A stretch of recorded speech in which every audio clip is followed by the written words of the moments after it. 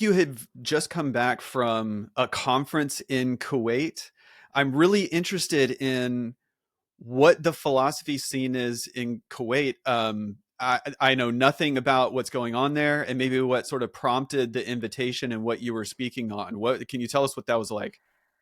Yeah.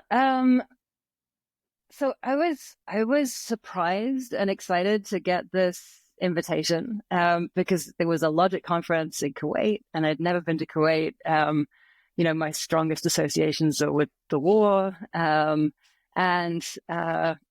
yeah, it turns out. So there is a philosopher at the University of Kuwait called Rashid Ahmad, who did his PhD at UConn with like J.C. Beale and Ellie Ripley. And he is now at the University of Kuwait because he's a Kuwaiti citizen. And he wanted to start building up philosophy and logic in Kuwait. So he organized what they called the inaugural conference in logic in the Arab world, invited people that he wanted to hear speak, and then had this great logic conference. They got funding from like the Kuwaiti Foundation for the Sciences, and it was terrific. So 3 days of talks, and at the end of each day, say about 4 or 5 p.m., they took us to some site in Kuwait that you could see. And Kuwait is very, very small, so you can pretty much see everything in 3 days. So the first day, they took us to the old market, and we had dinner there and kind of wandered around the market. And the second day, they took us to the Kuwait Towers, which are these very distinctive architectural towers, kind of a big circular cone with a disc on it. And one of the towers you can go up, and there's a sort of rotating gallery that shows you the city. So we were there at sunset, which was really beautiful. And the last day we went to a mall. So an absolutely enormous mall. While we were there, it was winter. And so it was probably a bit under 70 degrees Fahrenheit most days. But in the summer, it gets to like 50 degrees Celsius, which is like insanely, unbearably hot. You can't really stay outside for long. And so they have these huge malls where people can gather and go shopping and have dinner. There was a parade to celebrate Kuwait National Day, which was coming up, and I think is a really big deal in the country. And yeah, the whole thing was really well organized and very interesting. That's amazing. That sounds like such a unique experience. And if I can, like, what was your paper on? I mean, something regarding logic, but my paper was on virtual reality and logic. So, the stuff with the headsets, and kind of the question of, so in Quine, you get this idea that logic can be revised in response to experience, but it probably won't be because it's so central to anything else that any revision to logic would be like really non-conservative, non-simple. Excuse me. And then, there's the question like, does quantum mechanics, the world turns out to be a bit surprising in some ways. Does that turn out to give us a reason to like revise kind of the whole system of how we do things and how our beliefs work? And I think Quine thinks the answer is no. You kind of, it's a good try, but, it's still too expensive to revise logic. And then, my paper is about, well, what about virtual reality? What about the experiences you have in virtual reality? And in particular, I'm interested in a certain kind of social experience you can have where you're interacting with other people. And maybe I should actually describe the situation that that prompted all this. So I'm in virtual reality with a group of philosophers. We're walking around a field. And in this field, there are a lot of hot air balloons. And you can climb into the basket of a hot air balloon. And every few minutes or so, all the hot air balloons rise up into the sky. And then you get a great view over the valley, and it's very beautiful. And after a few minutes, they come down. And so we were sort of playing in the field, going up in the hot air balloons. And we gradually realized that the balloons were not in the air at the same time for everyone. So I would say, oh, look, the balloons are going up again. And somebody would say, what are you talking about? They've been up for the last 2 minutes. And so we realized that, I guess in a way, the headsets were not synced on this one parameter. And this kind of sort of relativism is possible in VR. I think that one was probably like an oversight, but you could do it on purpose. So if you are in a gallery looking at art and one of you speaks a different language from the person you're with, then you could have the signs in the gallery appear in each person's, say, native language. Or slightly more nefarious, if you are shopping in a supermarket. So you like walk around the aisles, you look at things, and you can like touch them to put them in your basket. Advertisers can pay to have things appear in a slightly different way to different people. So you might make the lines clearer and the colors slightly brighter, something slightly higher resolution, so that this product just looks a little better to you. You're not quite sure why, and you could be more likely to buy it, even though you don't know why. I mean, in a very simple case, it could be that the balloon looks like it's on the ground for one person, it's not on the ground for another person. If we were in like the real world, then we'd say that somebody had to have made a mistake, right? Somebody is like misunderstood or confused or hallucinating or something like that. But in virtual reality, that can just be how it is. Like the world is one way for someone and a different way for someone else. And so I'm interested in whether that should prompt us to adjust our logic. That's so cool. What a cool topic, especially. Yeah, I wasn't expecting that as the topic in Kuwait. I just got a VR headset too, like in December, like for Christmas, and have been loving a few games on there and that sort of thing. So I can visualize what you're talking about here. Yeah, I mean, I find when I give talks on this, usually about half the audience has used VR at some point, and about half the audience has just never put a VR headset on. Yeah, yeah. It's I can in 5 years. I bet you have more to say on that. The technology is moving so quickly. So I want to ask, backing up a little bit, and I want to get into logic proper. And like so much of your work is just absolutely fascinating to me on that topic, on logic. But I wanted to back up a little bit and ask, what exactly got you into the field of philosophy? There are some people watching or listening who might be sort of casually interested in the field, but what was it about the field in particular that you were drawn to? So I suppose in some ways I came to philosophy a bit late. Way back when I was like 17, 18, trying to decide what to study at university, I had a really hard time deciding between English and physics. And I knew I was going to study a foreign language with whatever I did. So it was either going to be English and German or it was going to be physics and German. And in the end, I went with English, but I wasn't very confident about that decision. And when I got to university, I went to St Andrews in Scotland. I was a bit frustrated in English. I think this is probably, partly chance, but we would have tutorials and talk about various topics, like, I don't know, death. And I would want to know the answer to questions. And I felt like the other people in the tutorials were mostly interested in just like talking about them for a while and then moving on. But I wanted to know, like, I thought the questions had answers. I wanted to know more about whether we could figure out those answers. And so, like, recognizing my frustration, I started looking around for something that I might be able to transfer into sort of at the end of my first year. And I think I went through the entire course catalog. Like, I just sat down with the course catalog and read every description of a course. And there were a few things that sounded especially interesting, but I came up with this plan to do 2 philosophy courses. One was logic and epistemology. And I'd heard about this course from other people, and they said it was cool, it was interesting.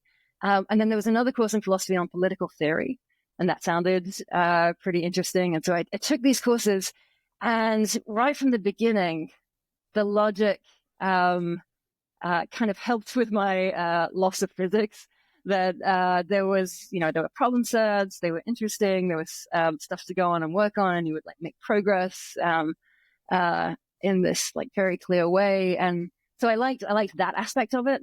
But then combined with the epistemology, so there was all this talk about idealism and whether things were real in some way, what it meant to be real, and that was really exciting. I was completely captured by that, and I felt in some ways that I'd like found my people, that they were people who thought like this and wanted to talk about these questions. And so putting all that together, I mean, the political theory course was also kind of entrancing. I decided before the end of the semester that I wanted to switch, so I switched to doing German and philosophy. That's so interesting. So I'm interested. This logic in it. I mean, there's so many things that I could follow up on here. I will say, number one, I think that makes sense. I mean, not many people are going to be between such extremes in terms of disciplines, English and physics. But it sort of makes sense that you kind of embody both of those as I read your writing, because you're one of these philosophers who I think you're writing, even though you're writing on extremely technical and difficult topics. I find your writing more accessible, let's say, than others, and so it's fun to read. And so I can sort of see the humanities interest and that sort of thing. And at the same time, you clearly have the technical abilities that are required to write on what you want to write on. So that's number one. But I guess like number two, I'm interested the logic and epistemology class. I can see how that would sort of fan your flame in a way. Was that sort of like a formal epistemology class, or like where did the No, not at logic and all. epistemology coincide? It wasn't a formal epistemology class at all. I'm trying to think. No, it was very much, introduction to epistemology. How do we know that things outside of us are real? How do we know that other people have minds? How do we know that God exists? Like these kinds of questions. Yeah, there wasn't Yeah. much formal epistemology in my education. Okay. So I was wondering if that's where the formal logic um, came into your life, and really like where were you first introduced to either formal logic and sort of advancing from there, or like what was the genesis of that? I mean, that was the logic and epistemology class. So there were two parts to it. One part was taught by Stephen Reed, and it was entirely formal logic. And one part was epistemology, taught by Garrett Cullity, actually, who is my colleague now. And that was mostly informal stuff. Uh, Okay, cool. and then I got to say, after that, I took every logic class I could get. So I just signed up for every logic class in the department, took them all. And I was going to say I really enjoyed them, but actually some of them were kind of traumatizing. So that feeling where you sit down with a problem set and you have no idea how to even start, and you go through the reading again and you try to find the right definitions, and after many hours of work you have like 5 questions and you've done one and a half. You're not sure how to do the rest. Like, yeah, I had some difficult evenings. That's kind of reassuring to hear, actually, because that was my experience. And so, yeah, you're bringing back memories. I mean, even when I was in grad school, it had been quite a while since I had taken any sort of formal logic course. And so I really had to like relearn a few things. And I was responsible for being the teaching assistant here and like, teaching this to undergraduates. And I mean, there would be nights where I was, up late going, I am worse than the students that I'm trying. Like, what is going on here? I'm not getting this. And then there would be the breakthrough, and that's sort of what keeps you, or at least me, what kept me coming back, is that fun, like solving a puzzle and the satisfaction there. But yeah, it's kind of good to know that there was at least a struggle on your end as well. For sure. So there's a big difference between like enjoying philosophy and then going through all the, let's say, headaches of applying to a PhD and figuring out which programs and that sort of thing. So what took you from going, okay, this seems to fit at least like a part of what I enjoy, to, I think I want to really pursue this and maybe do this as a career? Um, I mean, a huge part of it is that I found it really interesting. And in trying to think about what the rest of my life was going to look like, um, I really did worry about being bored. So I had done a lot of like Saturday jobs and holiday jobs. And, I liked the people that I was working with, but we were often very bored for long periods of time and sort of just waiting for the day to end. So, I would work in a till at Boots the Chemist in the UK. And it drags. And I know that sort of what I was supposed to do was then apply to like big companies in the UK who had graduate recruitment programs, and then go and work in London with whatever that job was and make as much money as I could and be like sort of stereotypically successful. And it was not especially attractive to me. And so I was sort of looking around for, what could you do with your life that would be more stimulating? Philosophy, I really, really enjoyed. I found it interesting. And so the obvious thing to do seemed to be to do a PhD in philosophy. But also, I'd been living in St. Andrews for 4 years at that point, and St. Andrews is very beautiful and very, very small. And so I was ready to like go on and do something new. And so the obvious way to do it seemed to be to do a philosophy PhD abroad. So go somewhere else, have a new life, but then keep working on philosophy. So I went to one of my teachers, Alex Neil at the time, and said, I want to do a PhD in philosophy. And he was like, that's a great idea. And I was like, I want to do it abroad. And he was like, great, you should go to America. And I said, I was thinking maybe Copenhagen. I think that's really pretty. And he was like, you should go to America. And like handed me the philosophical gourmet. I ended up applying to the US. I think Princeton was my first choice. I got in there. So that's where I went. But also, once I got into Princeton, I mean, that really seemed like a break in my life. That seemed an opportunity that would be really stupid not to take advantage of. And so, I mean, I arrived, absolutely committed to doing this PhD to the best of my ability and finishing. Not very sure what I would do afterwards, but I was pretty sure that a Princeton PhD wasn't going to hurt me.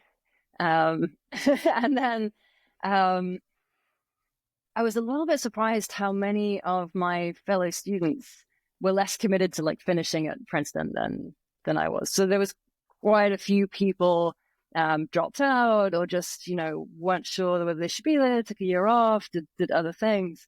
I knew I was going to finish like, failing disaster. I was going to finish the PhD, but I didn't know I was going to stay in philosophy. But I mean, you probably know this. You were at Texas, right? Texas A&M. Yeah.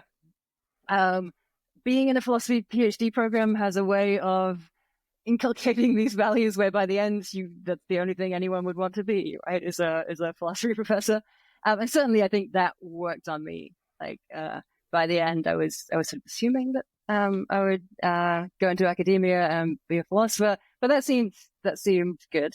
And so applied for jobs, was fortunate to get one, and here we are. That's great. And did you overlap with David Lewis at all while you were there? Yeah. So my first year seminar. We had these first year seminars where the class was like split in half, and we were 5 people doing a seminar with David Lewis on meta ethics. He was wonderful, incredibly serious, very, very awkward.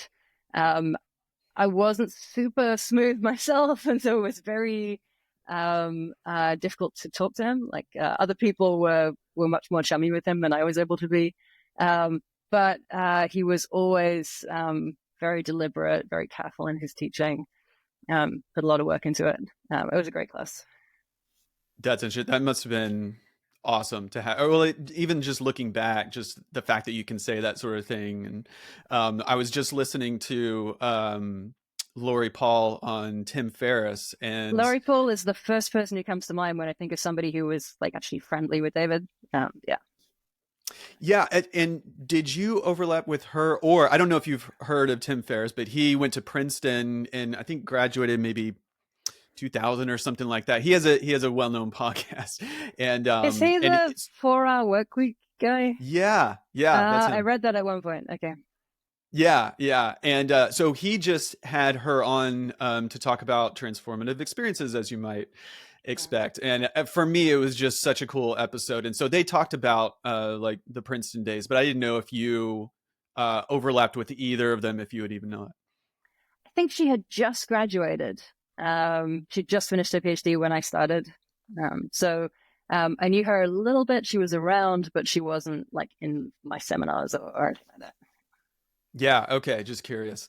Okay, and so I want to understand your well, let me back up actually. I was going to talk about logic, but I wanted to get to the paper that you wrote on martial arts. I'm not sure if at this point, if you're really tired of talking about this, we can skip this, but um I don't remember the year. It was quite a while ago, but I'm really interested in the origin of that paper and if you are still practicing at this point and like sort of what the paper was about. Um, so the paper is called what? Epistemic viciousness in the martial arts. That one. That Um, one. Certainly at the time I wrote it, I was doing a lot of martial arts, like more than 10 hours a week. Mostly karate, but some like Kyoryu weapons arts, and I'd done some Aikido and some Judo. Yeah, so that was like my main thing that wasn't philosophy was martial arts. I was teaching martial arts at WashU. And I think it was Graham Priest and Damien Young were putting together this collection of philosophy essays on the martial arts. And that was like an obvious thing for me to do. And this paper is about, so it's really common in martial arts like karate and judo for people to talk about how it improves your character. That studying a martial art is going to make you a better person in some way, perhaps by making you like more disciplined. And uh, but this paper is about not the way in which martial arts gives you moral virtues, but instead about the ways in which it inculcates epistemic vices. So that's the epistemic viciousness. So vices, like character traits, if you like, that make you more likely to make epistemic mistakes, like form false beliefs. Um, so, there's a discussion of a few in the paper, but there's this thought that like deference to authority in the martial arts can be very extreme. Yeah, so it's about epistemic vices inculcated in the martial arts, like deference to history, deference to authority, uh, lack of interest in scientific data, like lack of interest in, say, sports science. Yeah, it was very much against, like it was going against the kind of attitude that is usually expected from students in a traditional, certainly Japanese martial art, in that it was criticizing teaching practice. But I thought that was useful, and I'm a philosopher before I'm a martial artist, so that's what it's about. That's interesting. So I only did like a short sort of course on martial arts in college, so I'm not that experienced. But from what I'm seeing from the like Brazilian jiu-jitsu world, that seems to be like the trend that's sort of uh, on the rise at this point. And is what you're pointing out. I assume that sort of differs depending on which martial art you're talking about. And the reason I bring up Brazilian jiu-jitsu is because I may have like seen a couple things that maybe value those things more, but I could be completely mistaken on that. And so I wonder. It just made me immediately think: okay, does the degree differ depending on the martial art that you're talking about? Um, yes, I think it does. I think one of the things that makes a difference is the level of testing that you get of various truths. So Aikido is a martial art where there are a lot of sort of prearranged practicing of certain moves, and the person that you're working with is there to help you learn. They're not your opponent in this particular situation. Contrast that with, say, a boxing match where it's a sports competition. One person's going to win, one person's going to lose, and you're both trying to win, as opposed to trying to help somebody practice a throw. And, you know, at the very extreme level of testing, which is not something I would want for anyone, you are trying to win and not in a sporting way. It's a warfare sort of situation, and there are either no rules or very, very few rules about how you go about that. Yeah, I think the more realistic testing you have, then that's going to help certain myths evaporate. So there are some martial arts where they will tell you, for example, that strength doesn't matter. It's all about technique. But the strange thing is, I've even heard this in judo dojo, where it's really obvious that strength matters. Like, I mean, a lot of judo dojo even put in a gym where their students can train and increase their muscle mass. But you know, when you're pinned to the floor with somebody 50 pounds heavier than you on top of you, it would be useful to be stronger, right? It's really useful to be able to push hard as well as have your good technique. I mean, I think this is obvious in BJJ as well. And so, yeah, I think that kind of thing can make a difference. But there is a massive amount of bullshit in the martial arts. A lot of stories that are told that are mostly told because they're fun stories. And I don't know whether the teller really believes them, but they heard them somewhere. And in this situation, this happened, and so did this. And, kicked the knife out of their hands and did that. And there's just a lot of nonsense. And I think it really thrives in the martial arts. And so this is partly a paper about why that happens. That's fascinating. And have you done any more work on that, or are you just sort of leaving it as that was the paper then and not continuing to think about those issues? There is a second paper in the philosophy of martial arts called something like Practicing Evil. And that is more about ethics and the martial arts. And I suppose it's about the extent to which it can be ethical to teach somebody to hurt others.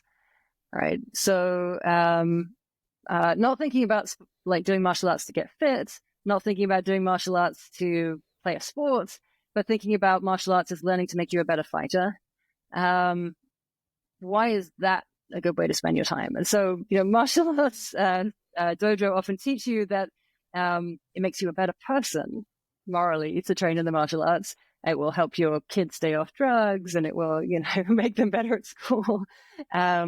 But if you're actually teaching a martial art, then you're teaching them to fight, and you're teaching them to win a fight. And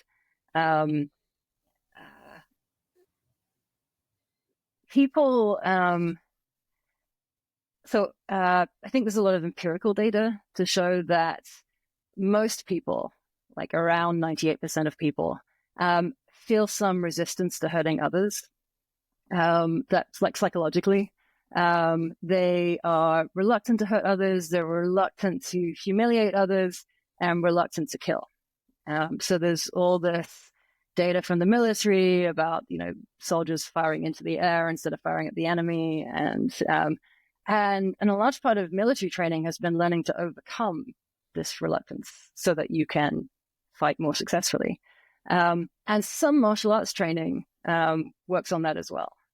And so this is a paper about how that could be acceptable, how that could be good. Yeah, I mean, there's one thought at the end that is about it maybe being especially important for self-defense for women. um, who have often been taught not to be offensive, not to hurt, not to humiliate, perhaps to a level where this is debilitating. And actually, like one place, where it's taught is like rape defense courses where you really have to encourage people to fight, to hit, to even to shout, and sort of take up space and think that you have a right to fight back. And so the thought is maybe one specific place where it might actually be a good thing is in self-defense for women. That's fascinating. So I don't know how to segue, but I'm going to do a hard right turn onto logic at this point, just because I want to make sure that I cover your take on this. And I want to start by asking you. I imagine that you get at least some non-logicians, non-philosophers, uh, what your if you were to explain what logic is, which itself is like an ambiguous sort of unclear question, but that's the way it's framed mostly. If you're going to tell someone like that about logic, how do you explain that in kind of an accessible way, and then accelerating to a little bit more technical, but what's the starting point that you typically go to? I mean, you must have to do this as well, right? I saw that you teach intro logic, right? So this is like day one intro logic. What do you tell them? And in some ways, it's like a transformative experience. Like it's the only way for them to really learn is to go through the course, right? And they will have a much better sense what you're talking about by the end. Um, I don't think that's quite literally true. I think a lot of experiences that are difficult to explain in words are nevertheless like explainable in words. But if I'm really saying, okay, we're going to study logic, here's what that is. I start out by talking about arguments. So I put some deductive arguments on the board, maybe all men are mortal, Socrates is a man, therefore Socrates is mortal. And then I also put up all women are immortal, Delia Graf is a woman, therefore Delia Graf is immortal. And a few other arguments that have like various properties, and ask people to say, well, which one of these arguments is good? And we often quite quickly stumble across the distinction between soundness and validity. So some of these arguments, if the premises are true, the conclusion's got to be true, right? But some of them don't have true premises, and some of them do. And so you get this thought, well, this sort of truth preservingness is a good property in an argument. And then true premises on top of that, the soundness is also an interesting property. And then I tell them we study that first thing, the truth preservingness in an argument, and we do it in a very particular way, which is by creating a formal language.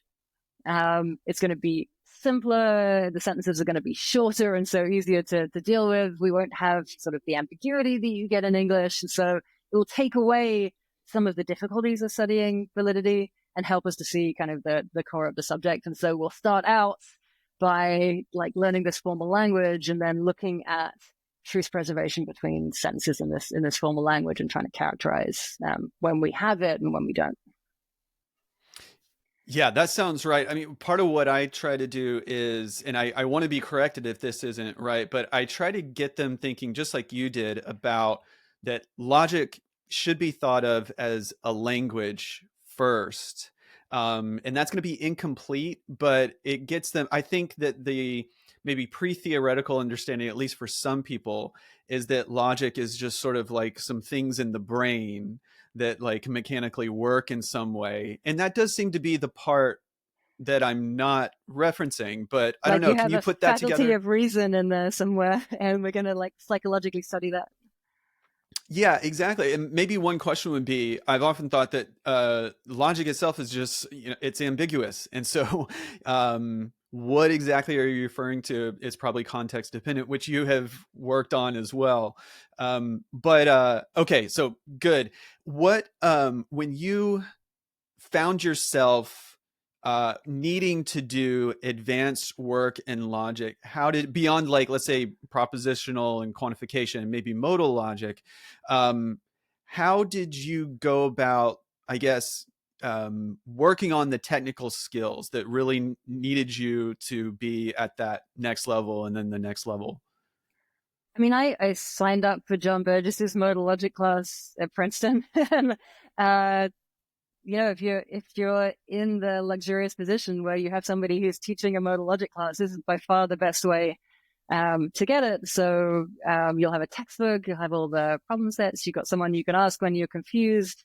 And it takes a while to like pick all these things up. There's only so much. I mean, it feels like to me there's only so much I can fit into my brain in one sitting, and it takes that kind of 15-week course with all the problem sets, and then of course at some point you end up teaching it, and for me that's really helped my logic skills a lot.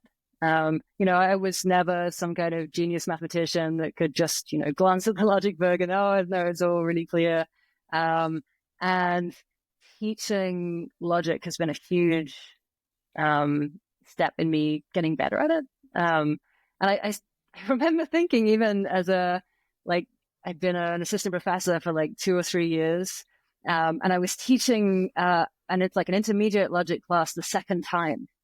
And just finding it easier this time, like the previous time, before every class, I'm poring over the chapter, making sure I can do all the examples, making sure I can explain things the way I want to, even practicing the proofs on the chalkboard before class so that I could present them in a fairly fluent way. Because I know you probably know that when you're teaching, there's like the speed at which you're talking, the speed at which you're writing, and the speed at which you're thinking, and they're all different. Like trying to coordinate them all is tough. So, I put a lot of work into the first time I was teaching a logic course. And the second time around, it was so much easier and I was enjoying it more.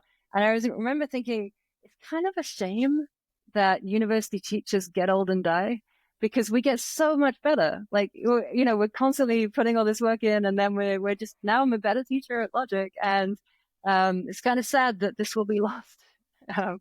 And yeah, it's taking classes myself, teaching classes, and then of course, sometimes you're writing a paper, and there's it's kind of hard to remember mathematical details. If you're not doing it all the time, mathematical knowledge and skill is something that kind of evaporates, or at least I've found that. And so if you're working on a paper on a particular topic and suddenly you want to know how to do some specific thing, handbooks have been really useful, like finding somebody's well thought out, clear presentation of, I don't know, how to combine a modal and tense logic is just, useful, and like certain things you got to be careful of. And Yeah, I remember when I was first introduced to logic beyond just the propositional level and being surprised at how it was really, I mean, for me, it was just no one had explained it to me. And suddenly we were talking about math and sets. And I was just thinking to myself, where is this going? This is a philosophy I don't really understand. And it shows you my background. I wasn't too proficient in the discipline, but try to get better at it. And at the time it was just so confusing. Eventually I obviously learned, but I can imagine that being confusing to a lot of people who aren't on the inside of philosophy, going, how does the mathematical world intersect with the logical world and also philosophy of language? So maybe I can ask you that question, because I know you've done work obviously on philosophy of language as well. How do you see those disciplines informing each other? gosh, I don't even really know where to start. It's such a big question, and I suppose It is. It's an unfair question. I'll admit that. I mean, I really feel like we're talking about three independently difficult disciplines. Like some of the conceptual stuff in philosophy of language just takes a while to get your head around, and some alternative theory about how language works, and you're kind of been going along thinking things have to work this way, and then it takes a while for this alternative to get into your head and like, wait a minute, they don't have to work that way. And that stuff, I don't know, feels further, that conceptual stuff feels further from the mathematical side. But then you see something like Kripke's outline of a theory of truth, and it's clearly someone who was thinking about a problem in language, thinking about, truth and even how to introduce it to a formal system consistently, and seeing that work that was done in mathematics on like certain structures is going to be useful for solving a certain problem. And it's just quite, for most philosophers, that's quite difficult work in mathematics, and then bringing it in is making things even harder. I think there's also an important intersection with linguistics, with like people working on like the science of language. They are often like extremely mathematical, and they have all these formal models, and in some ways, my own work is often bringing insights from philosophy of language into the philosophy of logic, and saying, actually this was sort of naive about, how we're modeling language, and we, need to bring in more context sensitivity or other stuff like that. And, in some ways, my work goes the other way as well. Like, here's some stuff from logic that's going to help us think about Hume's law or something like that. But, the really big picture, like how does mathematics and logic and philosophy of language, as we actually do them, influence each other and intersect? I don't know that somebody who just works on a few of these things has enough data to answer that question. I can point to a few things, but there's so much philosophy of language and so much mathematics. There's so much it's just really hard to answer the question in a general way. Yeah, and that's completely fair. I think that's a great answer. I remember, so speaking of your work on philosophy of language, I remember asking you, so for background, you were kind enough to be in this sort of seminar that I ran while I was at Texas A&M. I remember that.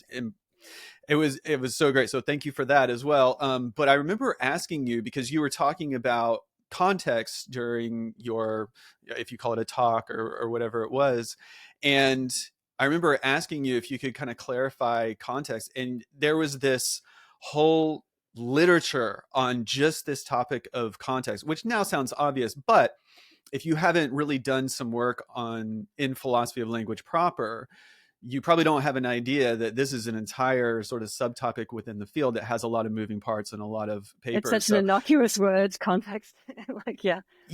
Exactly. And I mean, it's, again, philosophy, no surprise, take any word or concept whatsoever, and there's going to be probably a lot of literature on that. But this context in and of itself seems particularly important to language and even philosophy in general. So I guess the question that arises out of that is, maybe to give more specific, is how are you trained to think about context, and how has that helped you do your work? I guess how I was trained to think about context was by reading demonstratives. So David Kaplan's seminal, very long paper that was circulated, I think, I want to say by email, but maybe it was even too early for email, and then eventually got published in like 89, about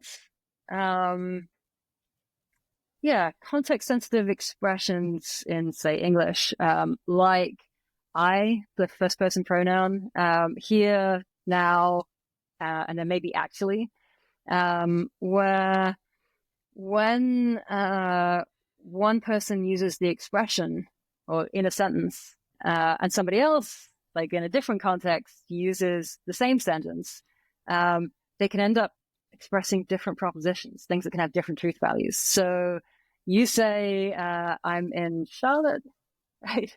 And I say, I'm in Charlotte, same sentence, but what you said was true, maybe. And what I'm if I say it, it's false, right? So we've said different things because they have different truth values. And so, these indexical expressions are the ones that contribute different content to a proposition. And so allow like the same sentence to end up saying different things in different contexts. And the difference between that and just the thing that gets said could be true in some situations and false in other situations, and how to understand like that distinction between just, a description that picks out different reference when the world changes versus an expression that actually like means something different when used in different contexts.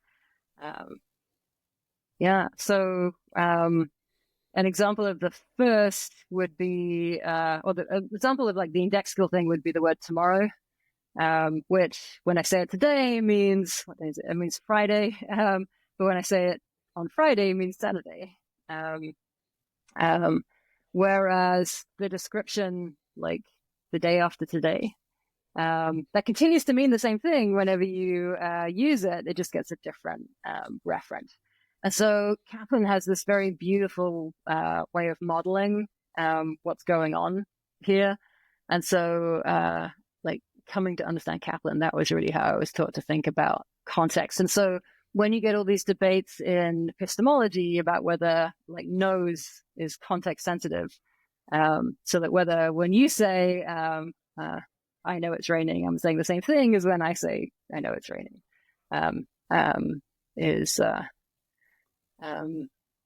informed by all that work in the philosophy of language. I know that you deal with this in Barriers to Entailment, and I want to get to that, but I do want to ask before that, your papers on logical consequence, the paper How the Laws of Logic Lie. Oh, yeah. I was fascinated to read that one. So you talk about one, I'm worried that nobody's reading it. So I think it has one citation and it's from me, right? So it's a self-citation. And so I like that paper and I'm sort of excited about it. So I'd be very happy to talk about it.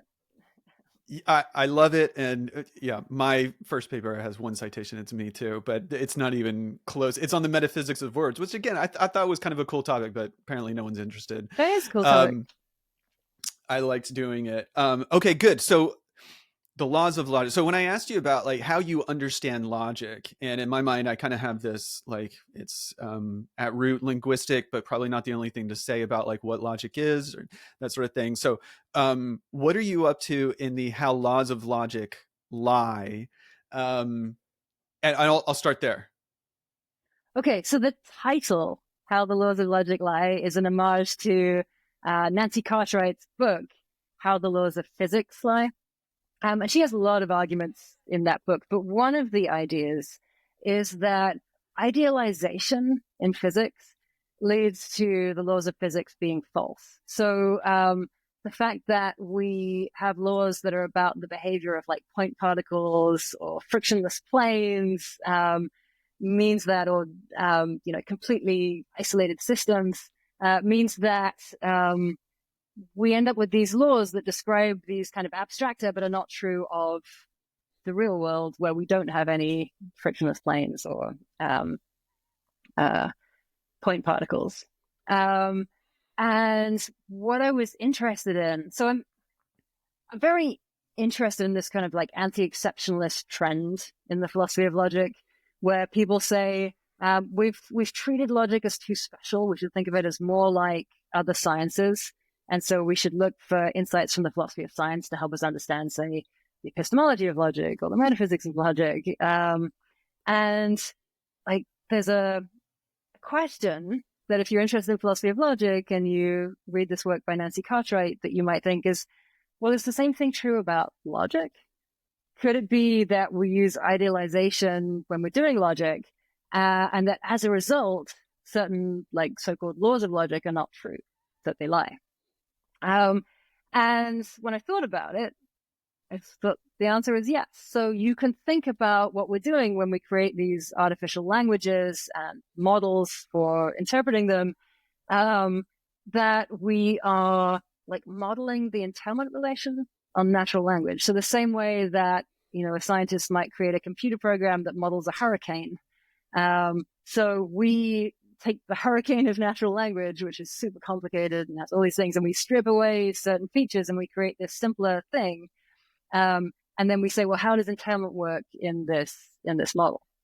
And then are there any assumptions that we make in the model that are actually unrealistic and so might lead to, even though we've got a simpler model, it's not perfectly accurate to what's going on in natural language. And so there's a list of things that you might think about, just first order classical logic, ways in which it's an idealization. So one thought is, in the definition of a model, we say that domains have to be non-empty. So there are no models for first order classical logic which have empty domains.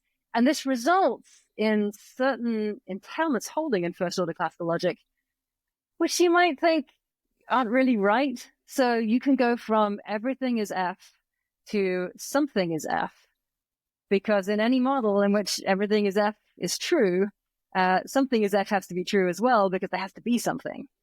But it seems like the following is also right. Here's a way that everything is F could be true without something is F being true. There might be nothing, right? And that is trivially true that everything is F, but it's not true that something is F. So that entailment is not a good law. It's not true that everything is F until something is F. But it's a law of classical logic.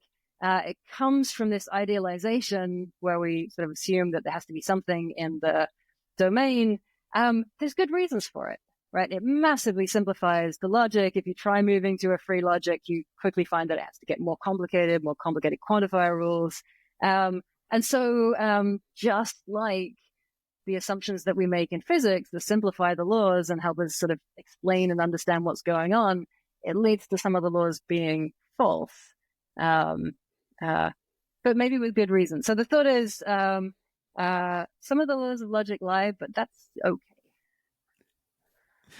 Good. Yeah. It's a cool, provocative title. And so the other one that struck me was, could there be no logic? That's a subtitle of your other paper. Another nice, provocative, like, what's this about? I'm interested. How do you answer that question? I mean, I've read a little bit of the paper, but for people who aren't familiar with that. Yeah, I mean, I probably hedge a little bit about it, hedge it a bit in the paper. So it's presented more as an exploration of logical nihilism, the idea that there might be no laws of logic. So, I mean, it's very much an intervention in the debate between the logical pluralists and the logical monists. So, we have, since, say, Frege and Russell, we've got classical logic, and it's this nice, neat system. And then in their wake, we get certain people suggesting that some of the classical laws are a mistake. So we've got intuitionists suggesting that maybe the law of excluded middle doesn't hold, especially for infinite collections of things, sort of philosophy of mathematics motivating that. We've got dialetheists like Graham Priest saying maybe explosion, the idea that you can get anything from a contradiction, is a mistake. And if you think that a lot of these arguments are good, right? So you think, yeah, there's a problem with the law of excluded middle. Yeah, there's a problem with explosion. You're in danger of ending up with a very weak logic. So these are all like reasons to remove laws from logic. And then you end up with something there's not much left and you can't do much with it. And that's disappointing if you're a logician, because you might have hoped that logic could be useful for things like doing mathematical proofs or arguing in philosophy. But if every time you try to use the law of excluded middle, someone's like, that's not true, then you're in trouble. And sort of aware of this, a lot of the non-classical logicians have accepted one counterexample, but then fought like hell to get rid of the rest. So, Graham Priest is going to stick with the law of excluded middle almost because he's getting rid of exclusion. And, the intuitionists are probably going to want to hang on to exclusion because things end up so weak. But, you could be reading all these counterexamples and think, yeah, no, I find them both kind of convincing. Like, where does that leave me? I mean, one thought has been maybe we need different logics in different situations. So maybe sometimes we need an intuitionistic logic. Maybe sometimes we need paraconsistent logic. They're sort of incommensurable in terms of strength, but they're both at least stronger than you would get if you accepted all the counterexamples and just got the very weak logic. And so you get these logical pluralists suggesting, well, maybe Priest was right about some stuff and the intuitionists were right about something. Maybe even the classical editions, it's okay to use classical logic in some situations. And we'll be like logical pluralists, right? It's like pick the right tool for the right job. And the monists have sometimes responded to this with an argument that says, no, there can only be one logic. And the argument says, in order to be a real principle of logic, you have to work in every circumstance, whatever's going on. Otherwise, that's not logic, right? Logic has to be perfectly general. It's like part of the understanding of what a logical law is. But of course, if you think logic has to be perfectly general, and you think the law of excluded middle is not perfectly general, and you think explosion is not perfectly general, you end up back in this sort of super weak place. And so this paper comes from a place that says, well, maybe it's not so bad to be in that super weak place. Maybe even if we lost all the laws of logic, this wouldn't turn out to be such a catastrophe, because we could engage in a project of like classical recapture or sort of strength recapture. So that is the kind of idea that people who say accept let me just shut my email down so it stops pinging. They accept the law of excluded middle, but not exclusion. And then they say, you know what, but sometimes it's okay to use exclusion when you know that there are no like contradictions in the offing. So, you're doing some sort of mathematics set theory, but there's no Russell set around, or you're not looking at those kinds of sets. Well, then help yourself to exclusion. Or if you're an intuitionist, then you're, not worrying about, really big numbers or infinite sets. We're only worrying about the first 100 numbers, then help yourself to the law of excluded middle, say. But somebody who believes basically that there are no laws that hold completely generally, they can do that as well. So they can say, okay, maybe in situations where you have names that have no reference, like don't use the following law because you could end up with a counterexample. This could be a situation where it's a counterexample. But if you're working in a situation where every name has a referent, then help yourself to it. And if there are no contradictions, help yourself to exclusion. And if there's no, and so, if you think that the laws have to be completely general, you might end up thinking, well, there's nothing left. There's no laws. And it's sort of the history of work on logic and people finding counterexamples to common laws that would like push you in that direction. But then you say, look, classical recapture is a project that all these people who've been dealing with weaker logics have been engaging with anyway. It allows them to recover some of these classical laws in particular situations. We can do that. And so there are all kinds of situations where I can say, look, either phi or not phi, and have no problems. And so I get to keep doing logic, if you like. Even though I think in the end, there are no like unexceptionalist entailment principles. So one question I had about what you're talking about is, in talking about all these different kinds of logics, whatever they are, is it possible to avoid choosing a logic, either intentionally or unintentionally, while you're talking about these? Is that a first order, second order problem, or how do you think about that? Because there's this assumption that you can kind of step back, but I just wonder if that's possible, if there's sort of, if that's the question, maybe like sort of the neutral logic or Yeah, I mean, something. if you're giving an argument that say LP is the one true logic, right? What logic do you use to assess that argument, right? Or if you're doing a proof about whether intuitionistic logic is complete, like, are you allowed to use the law of excluded middle in the proof? And if you don't, can you still prove it? So sometimes people expect sort of consistency among the different layers, in the sense that they think if you're reasoning about intuitionistic logic, you should only use intuitionistic logic to assess the proof that's been put forward. Um, I think that's probably too fast. I think there would be situations where you could give or like use classical logic in order to show something about a weaker logic, and that would be fine. So, I mean, it's basically related to that sort of classical recapture thought. So, if you think that, I don't know, the law of excluded middle works if all your predicates are determinates and all your names have reference, right? And otherwise, you think you should go to like a strong, clean logic instead. And then you want to prove something about strong, clean logic. What logic should you use? Well, then the natural question is, do any of your terms fail to have reference in the proof? Are all the predicates determinate? And if they are, then by your own lights, it seems you should be able to use classical logic to prove something about the weaker, strong, clean logic. And that doesn't seem illegitimate to me.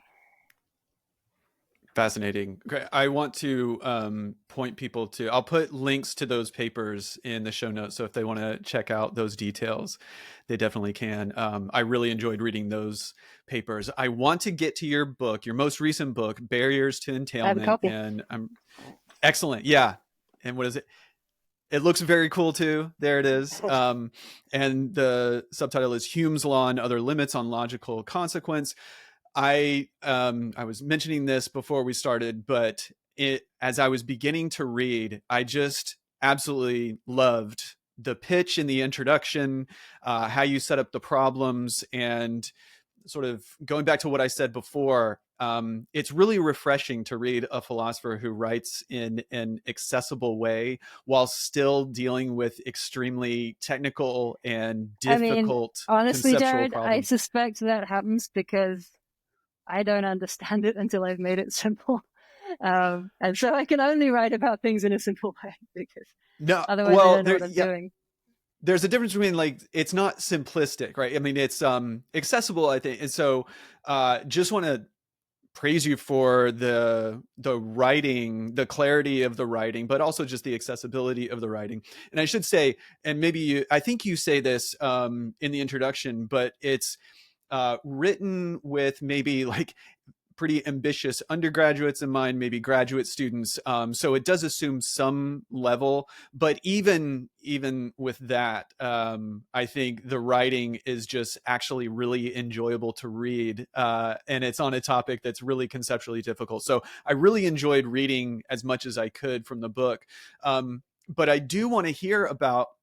I know that the book is uh, based off of years and years of your work and includes, writing from some of your articles and things like that. But maybe if we could, or if you could set up just the basic problem and the different, I guess, examples of these barriers to entailment, because I thought that was fascinating too. I hadn't really thought about how it applies to particularly universal and context and those sorts of things. So I'd love to hear about just sort of the origin story of when this popped into your head and what made you continue to work on it. I mean, the origin story is a seminar that Gillian Russell taught, I think in like the year 2000 when I was at Princeton. So I was a second year grad student.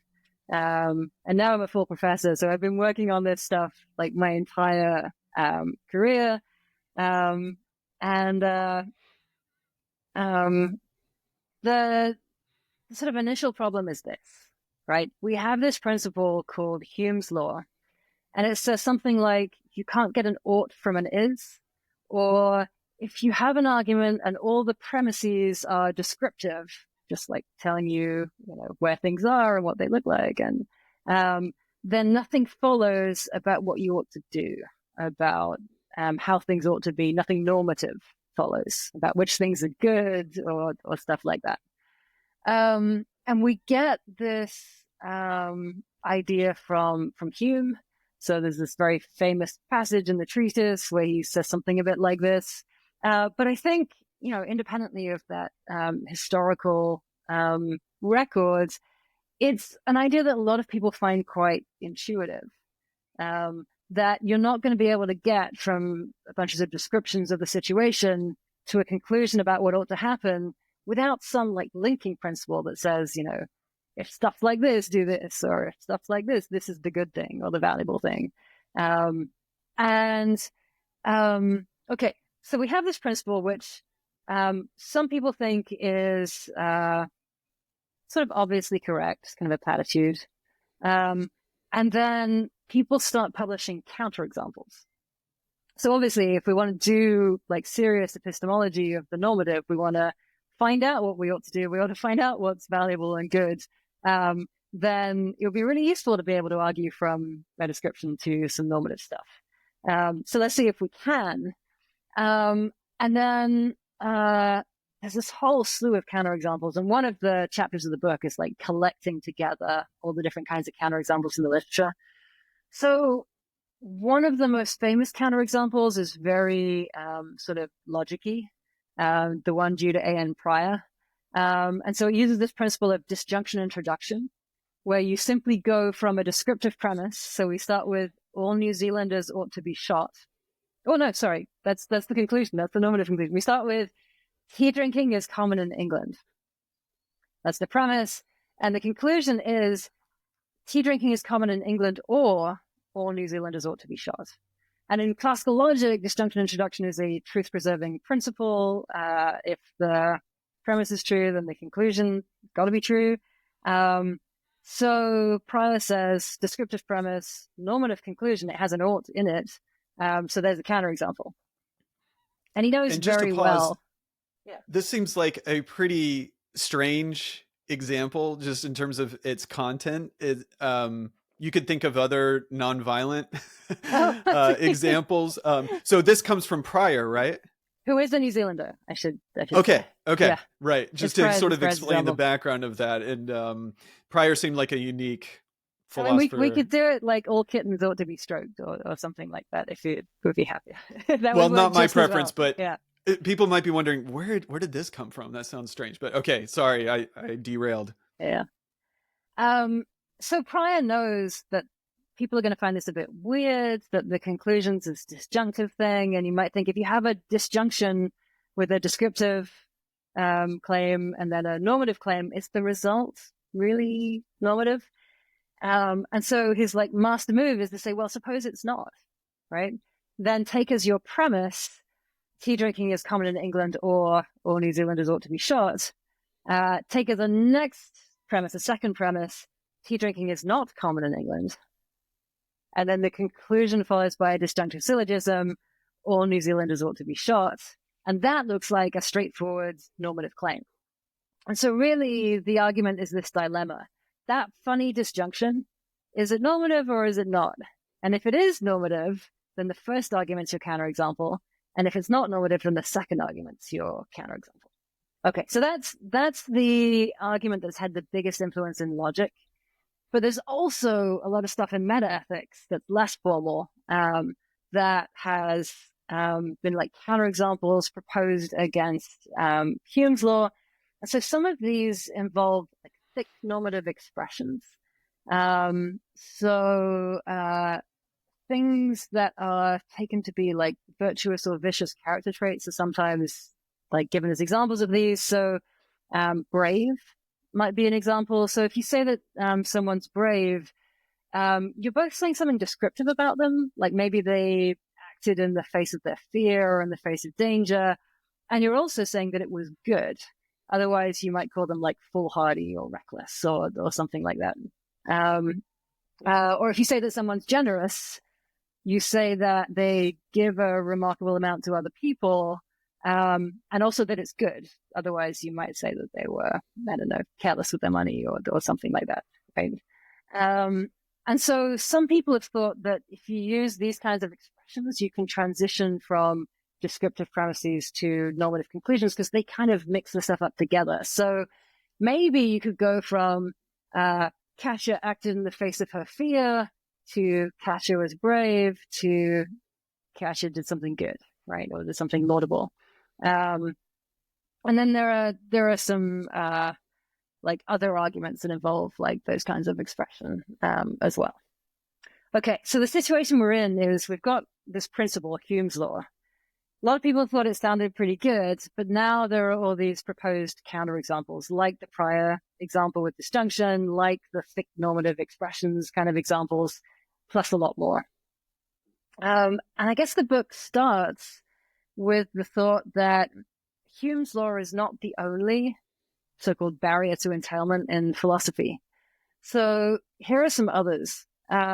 We often say that you can't get universal conclusions if your premises only say particular things. So if your premises are like, Raven A is black, Raven B is black, Raven C is black, right? You could go on and get 30 premises or whatever, but it's never going to follow that all ravens are black because it's, consistent with all the observations you've made so far that the next raven could be white, right? So those premises can be true while the universal conclusion is false. And so you find people like logical atomists, certainly a thought you see expressed in Russell, that you can't get universal conclusions if all you have is particular premises. Another one, this is a thought you find in Hume again, that if all your premises concern the present and the past, you can't get any conclusions about what the future will be like. So the sun came up yesterday, the sun came up the day before yesterday, the sun came up the day before yesterday, but it might not come up tomorrow. Like the truth of all those initial things is consistent with it not coming up tomorrow. And so it supports this more general claim that if your argument has all premises about the present and the past, but a conclusion about the future, then it's not valid. There is the thought that you can't get claims about what has to be the case, about what's necessary, if your premises merely tell you what things are like in the actual world. So nothing's going to follow about what things are like at every possible world, what has to be the case. There's also, lastly, this thought that came up a lot, especially in 1970s philosophy of language, that if your premises are all non-context sensitive and say don't contain any indexicals, then you won't get any conclusions that contain indexicals. So maybe the best thought experiment to support this is one from David Lewis, where there are two gods in this world.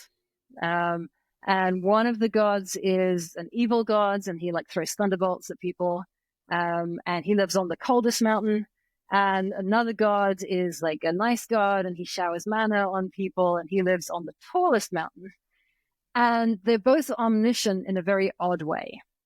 So they know the truth value of every non-context sensitive sentence. So they know the truth value of things like there are two gods. They know the truth value of, the evil god lives on the tallest mountain or something like this. But they don't automatically know the truth value of sentences containing indexicals, things like, I live on the tallest mountain, or I am the evil god. And now the question is, can they use logic? Can they infer any indexical sentences from knowing all the truth values of the non-indexical sentences?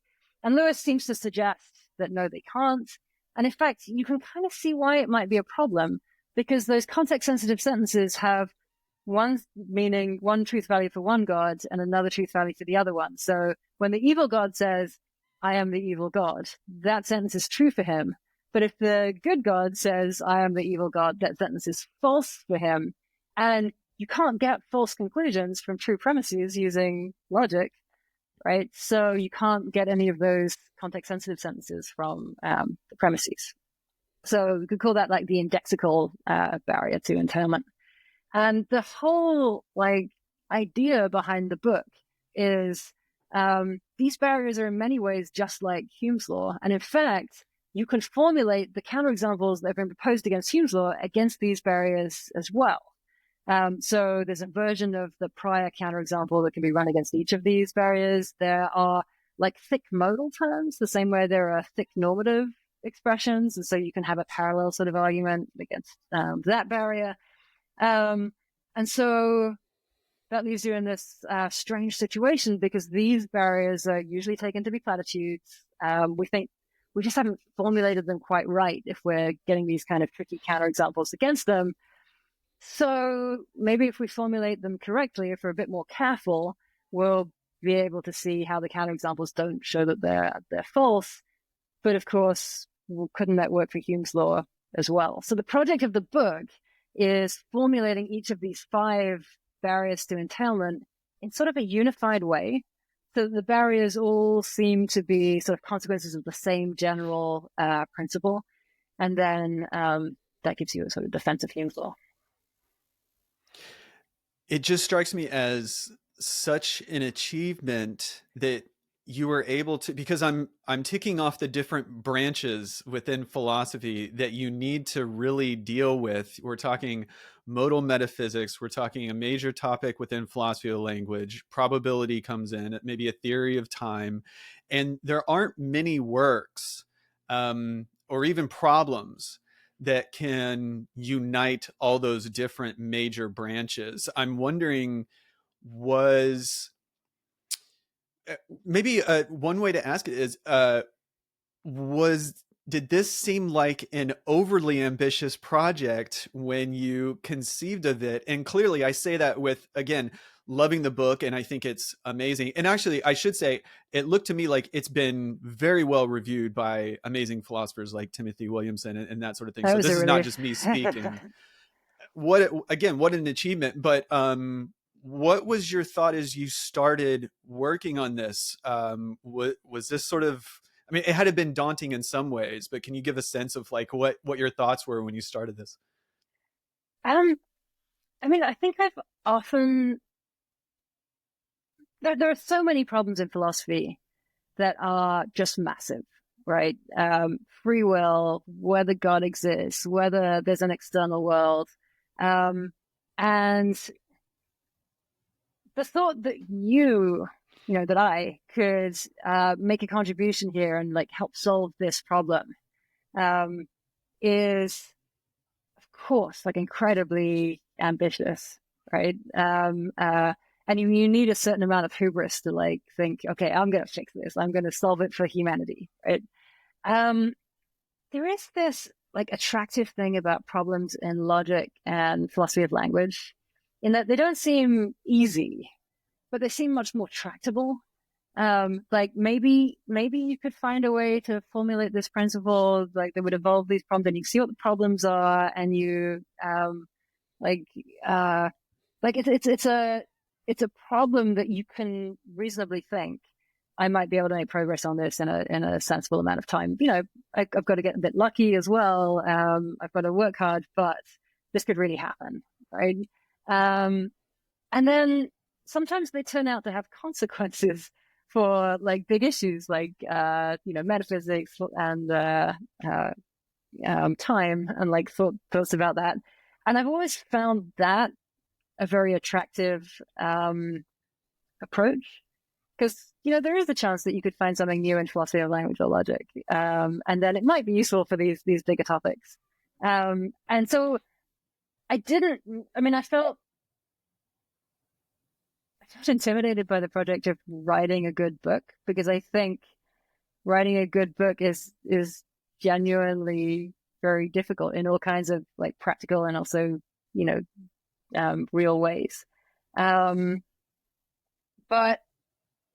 it's often the case with sort of the intellectual project that you can't see it all before you start.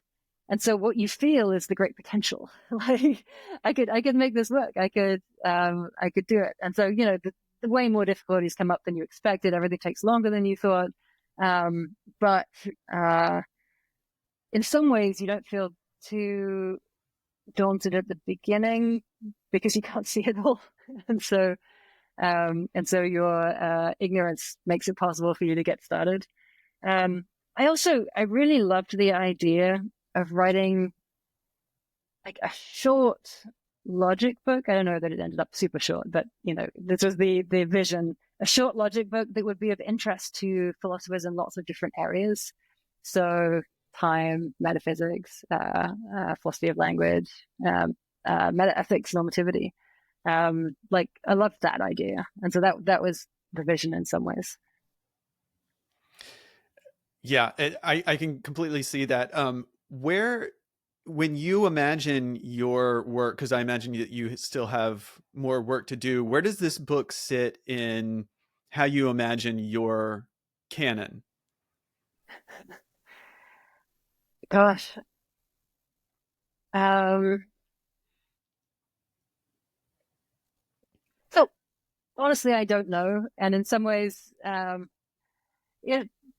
thinking about your canon makes you think about what you might be able to finish before you die. And, I don't know that people have that good a sense of what their work is going to be like in the future. And certainly I think people are pretty bad at thinking how long they'll live and how capable they'll be towards the end of their life. But there is kind of a trajectory. So, my first book was on the analytic synthetic distinction, and like that sort of topic, mainly in philosophy of language, a bit in epistemology. And I think some of my subsequent work came out of teaching logic. So, teaching different courses in logic and thinking about logic more because I was teaching it. And then in the background with that work on analyticity, that gave me ideas about the epistemology of logic and the metaphysics of logic and like possible new things to say about logic that came from my work in philosophy of language. And yeah, certainly the barriers book is in some way like using logic itself to say things about other areas in philosophy. And so I don't know, maybe it's like logic talking back after all this, like use of philosophy of language to talk about logic. It's like contamination in the other direction. But Well, maybe, part of my question, what was behind it was, I know this book has been a culmination of so much of your work prior, and I didn't know if this book sort of naturally leads into something that you're already working on, if this is one step among a couple other ideas, or if you're going, okay, I did that very ambitious thing, I'm going to pivot, I'm going to work on something else. Or again, it was sort of a clumsy way of asking, like, what's next for you? What do you yeah, have in mind right now? What interests okay, you? I get it.